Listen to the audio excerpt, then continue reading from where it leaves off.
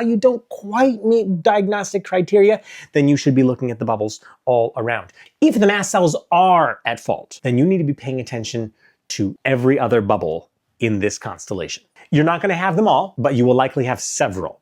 Across 5, 6 family members in my extended family, we've got 17 of the bubbles covered. Chronic pain, brain fog, neuropathy, joint pain, migraines, endometriosis, IBS-C for constipation, immune dysregulation, food sensitivities, olfactory oversensitivity, chemical sensitivities, barometric sensitivity. This is an interesting one. Have you ever heard someone, whether that's an old person with rheumatoid arthritis or someone like recovering from surgery or whatever, have you ever heard them tell you that they can tell the weather by their aches and pains? You can thank mast cells for that. Mast cells have mechanosensitive ion channels that react to physical stress in the tissue. And in hypersensitive people, they can degranulate at even the tiniest pressure change, like the pressure change associated with weather. Just a small barometric pressure change can cause the cascade to begin. But back to the 17 bubbles that we have in our family. Insulin resistance, PCOS, anxiety, OCD, depression, and probably the list goes on. Again, this is not a complete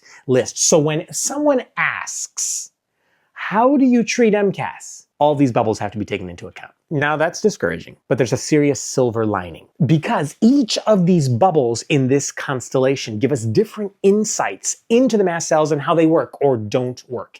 This is how you're going to get better. So if you have fibromyalgia, for example, or fibro-like symptoms, and your treatments have been focused on fibro, or maybe they've been focused on fibro and POTS and EDS, which kind of, are a triad that come together, and you've, say you've had massive improvement, 80%.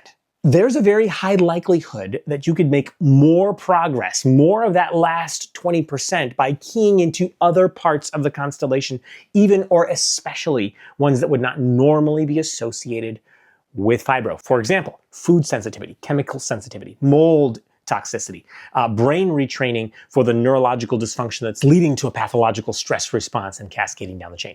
So again, question number 1, how do we treat it? Here's your answer. By understanding the big picture, this big picture. Honestly, I wish it were simpler. But this is exactly why I started this channel, to try to chip